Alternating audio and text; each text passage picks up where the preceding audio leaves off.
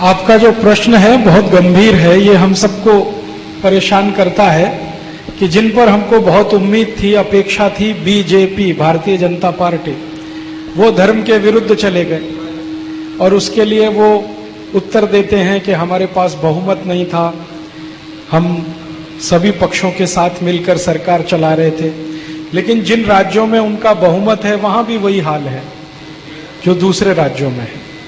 तो जो साधु संत समाज है इसको बहुत दुख है, क्योंकि सही बात उनकी ये है कि बहुत मेहनत इन्होंने की थी, साधुओं ने, संतों ने, तब जाकर बीजेपी 2 सीट से 184 सीट तक पहुंची थी।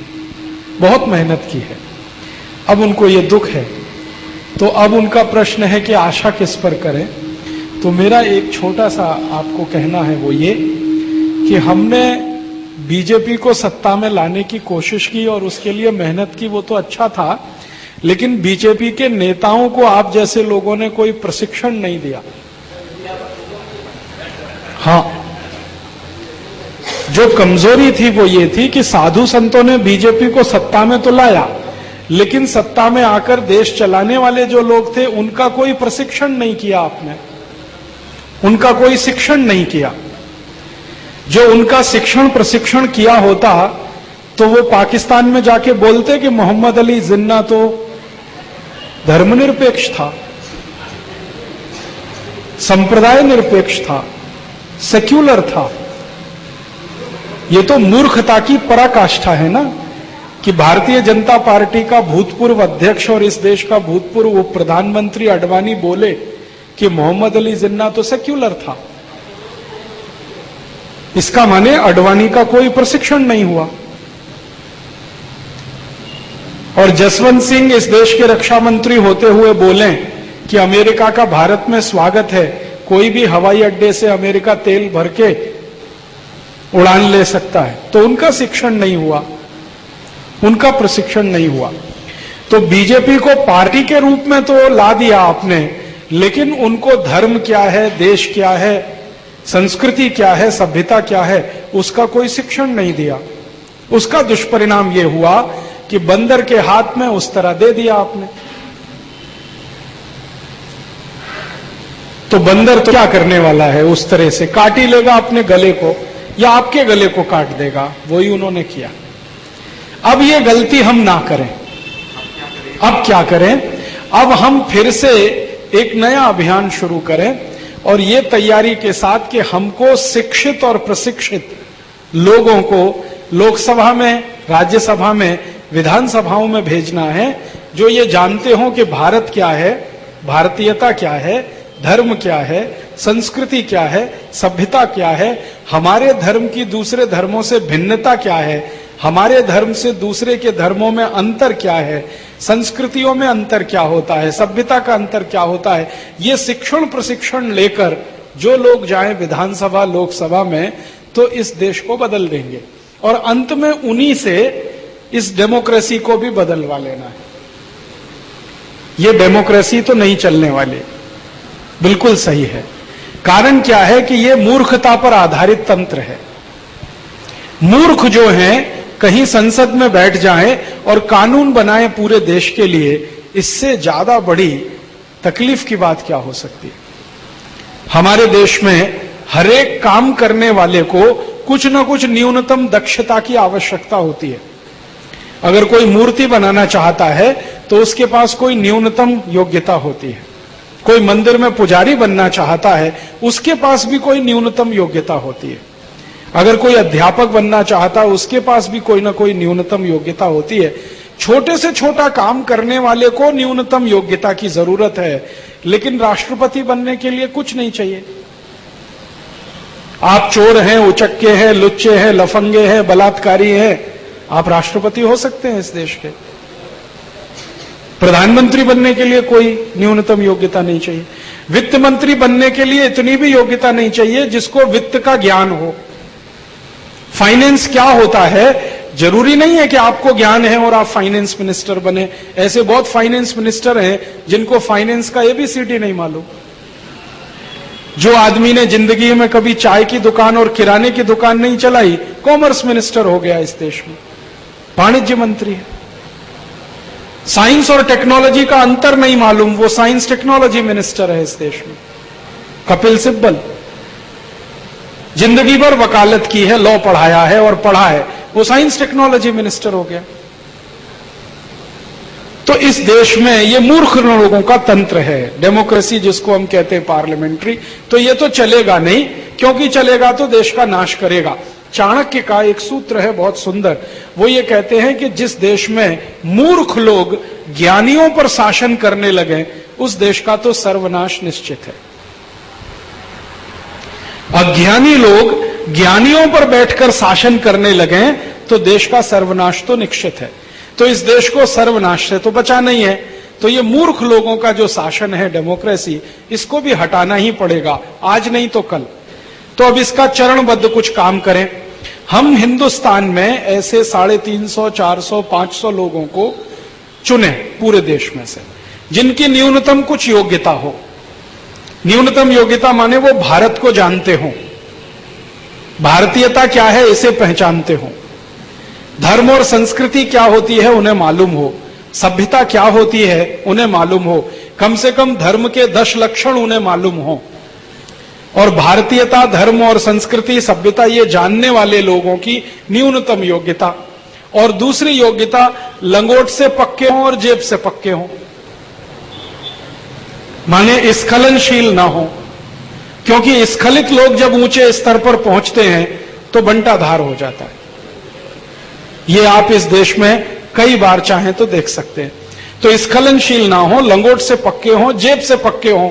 जेब से पक्के माने थोड़े से पैसे पर फिसलने वाले ना हो, नहीं तो दुनिया भर में बहुत देशों के पास पैसा है, वो पैसा डालेंगे वो देश को ही बेच देंगे। तो जेब और लंगोट से पक्के हों, धर्म संस्कृति भारतीयता को समझते हों, ऐसे कुछ लोगों को हम चुने और जिनकी करनी कथनी एक हो। हमारे यहां महात्मा की परिभाषा है, जैसा बोले वैसा धारण करे खुद। तो कम से कम महान आत्माएं हों वो। तो ऐसे लोगों को हम चुन लें, 500 चुन लें, 700 चुन लें, 1000 चुन लें, उनकी ट्रेनिंग हो, प्रशिक्षण हो। जैसे आपके यहां कीर्तनकारों की भी ट्रेनिंग होती है ना, पंढरपुर में या तो आळंदी में, बिना ट्रेनिंग के उनको उतारा नहीं जाता, स्टेज पे भेजा नहीं जाता। तो इनकी पहले ट्रेनिंग हो, 2 साल, 5 साल, 10 साल, फिर एक साथ इनको भेजा जाए लोकसभा में, एक साथ भेजा जाए विधानसभाओं में, और वहां जो कुछ भी उल्टा हो गया है उसको खत्म करा के, सीधा करा के, फिर इनको वापस बुला लिया जाए।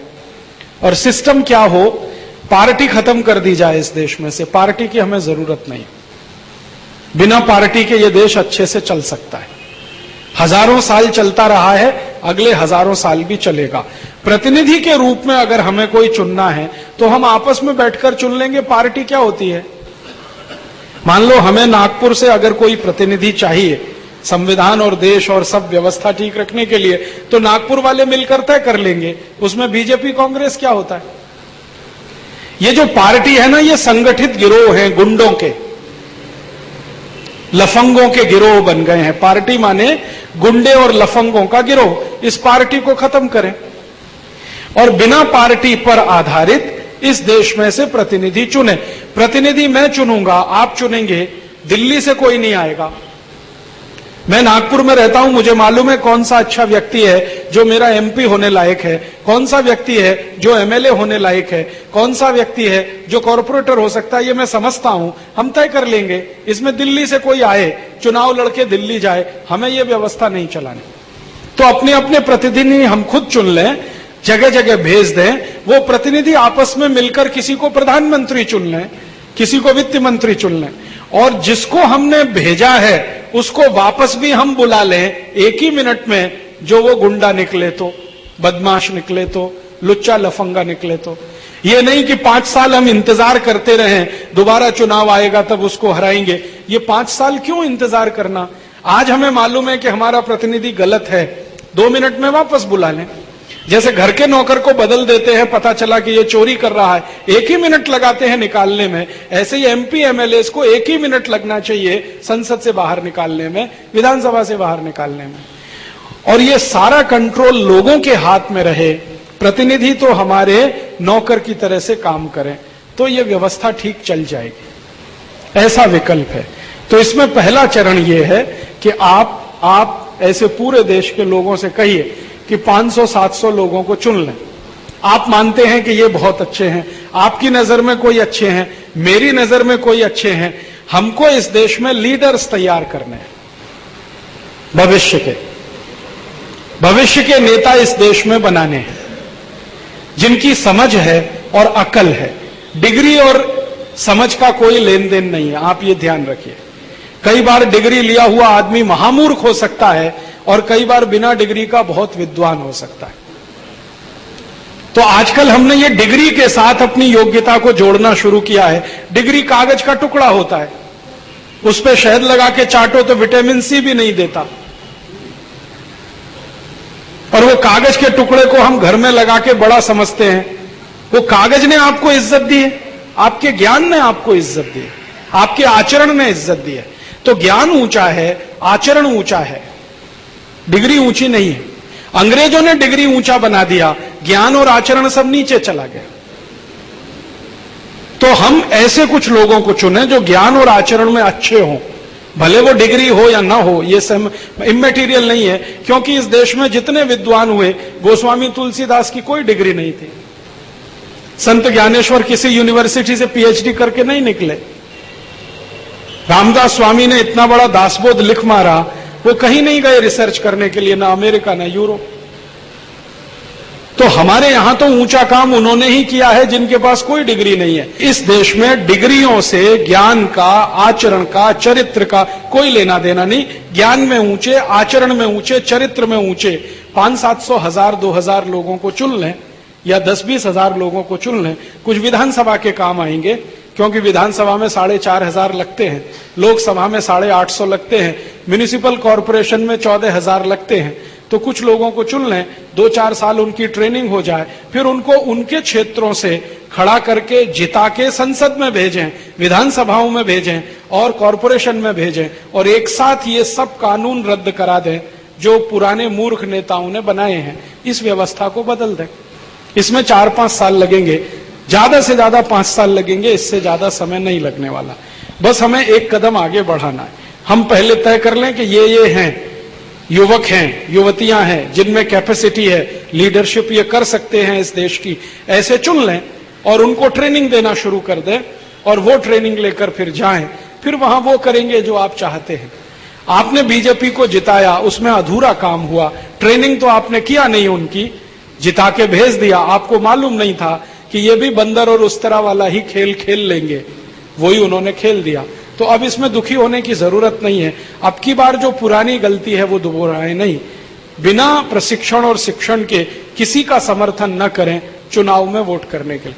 प्रतिनिधि अपने स्थानीय स्तर पर चुनकर जाएं, पार्टियों से उनका कोई लेन देन करने की जरूरत नहीं है, मुझे ऐसा लगता है।